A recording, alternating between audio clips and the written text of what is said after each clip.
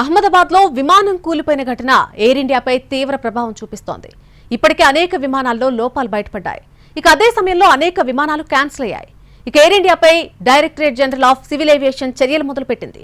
3 senior అధికారులను తొలగించాలని air ఇండియాను ఆదేశించింది. ఎయిర్ ఇండియా సంస్థపై పౌర directorate general of civil aviation ఆగ్రహం వ్యక్తం చేసింది. అహ్మదాబాద్ ఘటన తర్వాత ఆ సంస్థ కార్యకలాపాలపై డీజీసీఏ నిశితంగా పరిశీలిస్తోంది. ఈ క్రమంలోనే 3 సీనియర్ అధికారులను తక్షణమే తొలగించాలని ఎయిర్ ఇండియాను ఆదేశించింది. ఈ 3 అధికారులు సిబ్బంది షెడ్యూల్, రోస్టర్ విధులు నిర్వహిస్తున్నట్టు తెలుస్తోంది.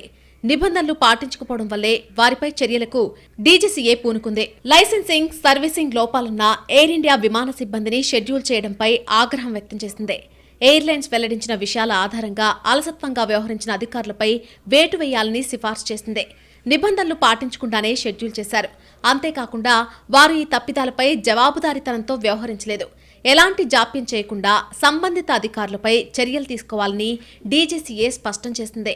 3 అధికారులపై తీసుకున్న చర్యలను 10 రోజుల్లోపు డీజీసీఏకి నివేదించాలని సూచించింది. అంతేకాకుండా వారి స్థానంలో కొత్త అధికారులు నియమించాలని ఆదేశించింది. తదుపరి ఆదేశాలు వచ్చేంత వరకు కొత్త వారినే కొనసాగించాలని తెలిపింది. అంతేకాదు, క్రూ షెడ్యూలింగ్ నిబంధనలు, లైసెన్సింగ్, ఫ్లైట్ టైం లిమిటేషన్స్ లాంటి అంశాల్లో ఉల్లంఘనలకు పాల్పడితే ఇక నుంచి భారీ జరిమానాలు విధిస్తామని డీజీసీఏ హెచ్చరించింది. ఈ నెల 12న మధ్యాహ్నం అహ్మదాబాద్ విమానాశ్రయం నుంచి లండన్కు బయలుదేరిన కొన్ని సెకండ్లలోనే ఎయిర్ ఇండియా విమానం ప్రమాదానికి గురైంది. మొత్తంగా 242 మందితో వెళ్తున్న విమానంలో సాంకేతిక సమస్య తలెత్తడంతో అది ఒక భవనంపై కూలి ముక్కలై పేలిపోయింది.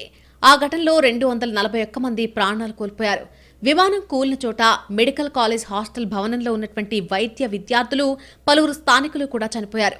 ఈ దుర్ఘటనలో ఇప్పటిదాకా ప్రాణాలు కోల్పోయిన వారి సంఖ్య 278కి చేరుకుంది. మృతదేహాలను డీఎన్ఏ పరీక్షలు నిర్వహించి వారి కుటుంబీకులకు అందజేసే ప్రక్రియ ఇంకా కొనసాగుతోంది.